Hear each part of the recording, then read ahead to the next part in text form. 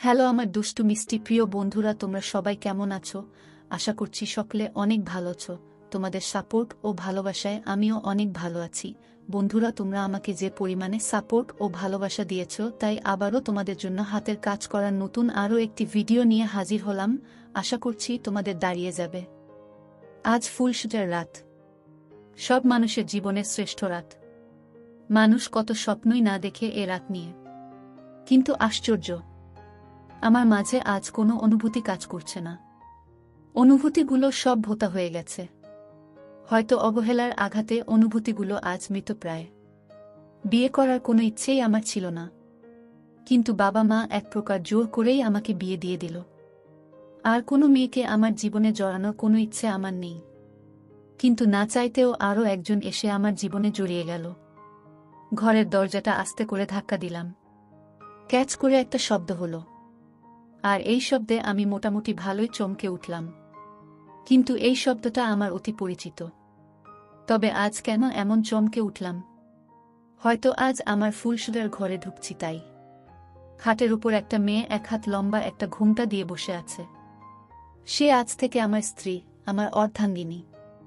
কিন্তু তারপরও আমার মনে কোনো উত্তেজনা অনুভব করছে না কেন? কি কারণে এমন হচ্ছে? জীবনে অনেক অবাক হতে হয়েছে আমায়। পদে পদে অবাক হয়েছি, পদে পদে চমকে উঠেছি। কিন্তু আমার ঘরেই আমার জন্য এমন চমক অপেক্ষা করছে তা আমি জানতামই না। আমি খাটের কাছে এগিয়ে যেতেই মেয়েটা মানে আমার স্ত্রী হঠাৎই তার শাড়ির নিচ থেকে একটা বড় ছুরি বের করে আমার দিকে তাক করল।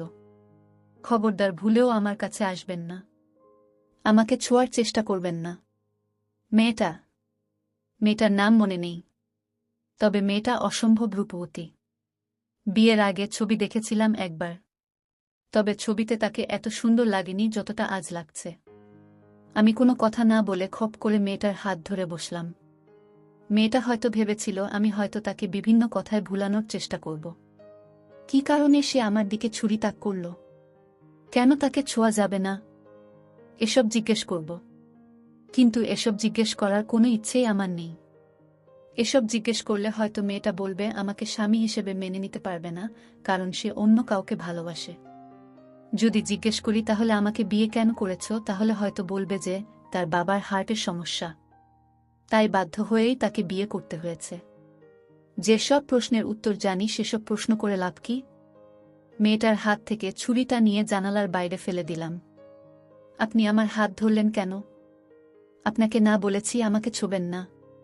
মেয়েটা, তোমার নাম কি? আমি মানে মানে তোমার নাম কি?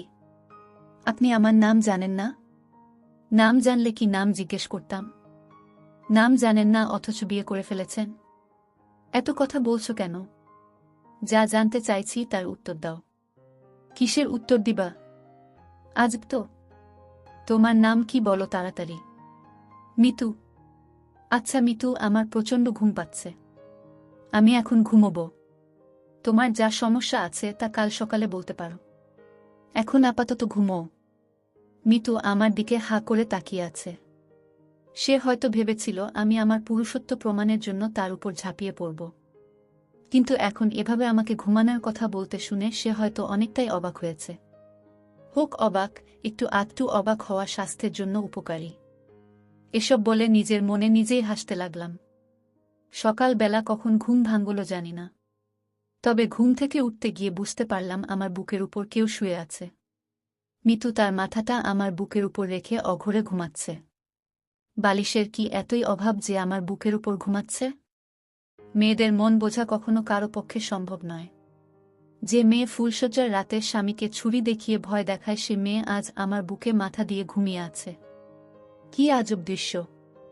আমার এখন উচিত ওর মাথাটাকে বালিশে রেখে দিয়ে উঠে পড়া, কিন্তু আমি পারলাম না, কারণ মিতু আমাকে খুব জোরে জড়িয়ে ধরে ঘুমিয়ে আছে। মিতুর এই ঘুমন্ত রূপ দেখে ওর মাথায় একটু হাত বুলিয়ে দিতে ইচ্ছে হচ্ছে। একেবারে ছোট্ট মেয়েদের মতো আমাকে জড়িয়ে ধরে ঘুমিয়ে আছে সে। আমার মনের অজান্তে কখন যে আমার হাত মিতুর চুলে বিলি কাটতে শুরু করল তা টেরই পাইনি। কিন্তু এমন কেন হলো? আমি তো চাই না আর কোনো মায়ার বাঁধনে জড়াতে, কিন্তু তারপরও কেন মনে হচ্ছে মিতু নামের এই মেয়েটার কপালে একটা ছোট চুমু এঁকে দেই। কেন মনে হচ্ছে মিতু নামের এই মেয়েটা আমাকে পাগলের মতো ভালোবাসবে? তার এভাবে জড়িয়ে ধরে ঘুমোনো তাই প্রমাণ করছে। তাহলে কি আমার হারানো অনুভূতিগুলো আবারও ফিরে আসছে? যে অনুভূতিগুলো ফিরে পেতে কত রাত জেগে কাটিয়েছি, কিন্তু ফিরে আসেনি। কিন্তু শুধুমাত্র এক রাতেই মিতু তা আমাকে ফিরিয়ে দিয়েছে, তাও কোনো ঘনিষ্ঠতা ছাড়াই। আমি মিতুর চুলে আঁকিবুকি কাটছি, এমন সময় মিতুর ঘুম ভেঙে গেল। ঘুম ভাঙতেই সে লজ্জামাখা একটা হাসি দিল। হয়তো আমি তাকে আমার বুকে ঘুমাতে দেখে ফেলেছি তাই। রাতে ছুরি নিয়ে ভয় দেখিয়েছ, সকালে বুকের উপর ঘুমোলে। ঘটনা কি? ঘটনা কিছুই না। মিতু, তাহলে রাতে ছুরি দেখালে কেন? খুব ভয় পেয়েছিলাম তাই। ভয় পেয়েছিলে? কিন্তু কেন? জানি না। এত প্রশ্ন করছেন কেন? আমি কি আপনার বিয়ে করাবো? কি ব্যাপার, থেমে গেলে কেন? চুপচাপ। শুধু মুচকি হাসি। হাসছ কেন? আপনাকে একটা কথা বলি? বলে ফেলো, কান খোলা আছে। আমি একজনকে খুব ভালোবাসি। আগেই জানতাম আমি। নয়তো ফুলসজ্জার রাতে কোনো স্ত্রী তার স্বামীকে ছুরি দিয়ে ভয় দেখায় না। ছেলেটা কে? কি করে? উহু বলবে না। বলবে না কেন? কারণ আপনি খুব খারাপ।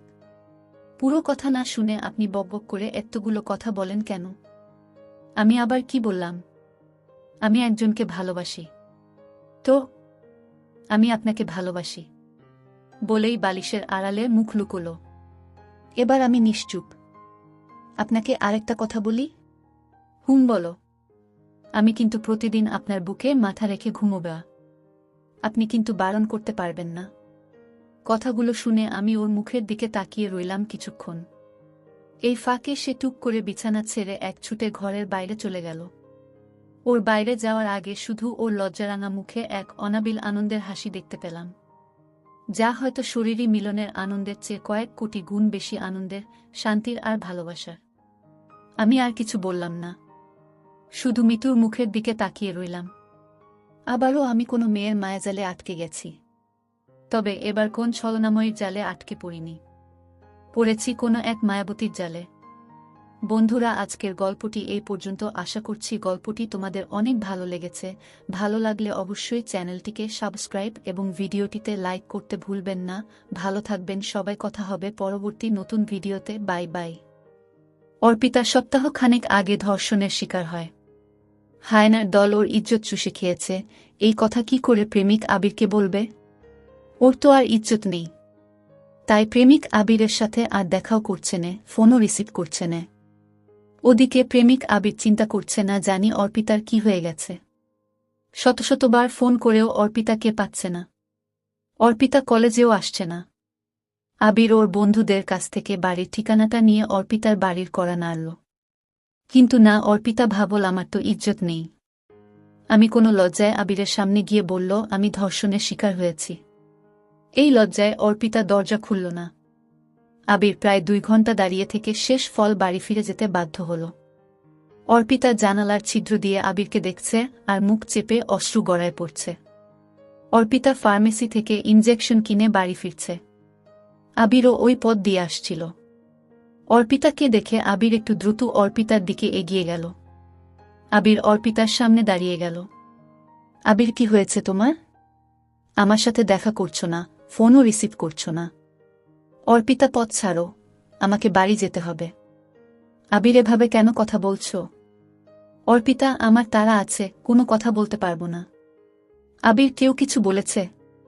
অর্পিতা, আমি কোনো কথা বলতে চাই না। পথ ছাড়ো দয়া করে। আবির, অর্পিতা, তুমি এমন কেন করছো? আমার ভুল হলে বলো, আমি ক্ষমা চাইছি। অর্পিতা, আমার পথ ছাড়বে না কি? আবির, আমি তো তোমার কোনো ক্ষতি করিনি, আর যদি অজান্তে তোমাকে কষ্ট দিয়ে থাকি তাহলে আমাকে মাফ করে দাও। অর্পিতা, তুমি আমার পথ ছাড়বে না কি? জোরালভাবে। আবির বাধ্য হয়ে অর্পিতার সামনে থেকে সরে দাঁড়াল। অর্পিতা বাড়ি যেয়ে অজস্র কান্নায় ঢলে পড়ল। সে ভাবেনি কখনো এমন আচরণ করতে হবে। অর্পিতা ধর্ষণের শিকার হয়েছে, এটার জন্য প্রেমিক আবিরের সাথে খারাপ আচরণ করতে বাধ্য হল। ওদিকে আবির নিজের ভুল কোথায় তা খুঁটিয়েও পাচ্ছে না। আবির ভাবল অর্পিতা কি অন্য কারো হাত ধরল নাকি? ছি ছি, আমি কি ভাবছি, অর্পিতা এমন হতে পারে না। আবির একা একাই এসব বলছে। এভাবে প্রায় বেশ কয়েক মাস কেটে গেল, তবুও অর্পিতা কলেজ আসছে না। ওইদিকে আবির পাগলের মতো আচরণ করছে। অর্পিতা কেন যে এমন আচরণ করছে তা বুঝে উঠতে পারেন আবির। অর্পিতার অভাবে নিজেকে নেশার সাথে জড়ায় ফেলেছে। এখন যেন নেশার মাঝে অর্পিতাকে খুঁজে পাচ্ছে। এমনটি অর্পিতা ভাবল এতদিনে হয়তো আবির আমাকে ভুলে গেছে। তাই ৩ মাস পর অর্পিতা কলেজে যাওয়ার জন্য রওনা হল। কলেজে যেতেই আবির হাজির অর্পিতার সামনে। আবির, কেন এভাবে আমাকে কষ্ট দিচ্ছ? তুমি আমার সাথে এমন কেন করছ? তুমি কি আমাকে ভুলে গেছ? অর্পিতা, যা মনে করবা। আবির, তুমি চাও আমি মরে যাই? অর্পিতা, আমি জানি না। আবির, তাহলে এতদিন আমার সাথে? অর্পিতা, আমাকে ক্লাসে যেতে হবে। আবির, বল অর্পিতা, আমার ভুলটা কোথায়? তুমি শুধু আমার অপরাধটা বলো। আমার অপরাধ হলে কোনোদিন তোমার সামনে দাঁড়াব না। অর্পিতা, তুমি আমাকে সত্যি ভালোবেসেছিলে? আবির, তাতে সন্দেহ আছে নাকি? অর্পিতা আমাকে ভালোবেসে থাকলে কোনোদিন আমার সামনে দাঁড়াবে না। আবির কান্নায়, তবে কেন অর্পিতা? অর্পিতা, কারণ আমি ধর্ষণের শিকার হয়েছি। আবির, এটা কোনো কারণ হলো? তুমি তো নিজ ইচ্ছেই না। তুমি আমার কাছে পবিত্র। অর্পিতা, না আবির না, আমার সবকিছু মানব নামক নরপশুতে নষ্ট করে দিয়েছে। আমি কখনো তোমার হতে পারব না।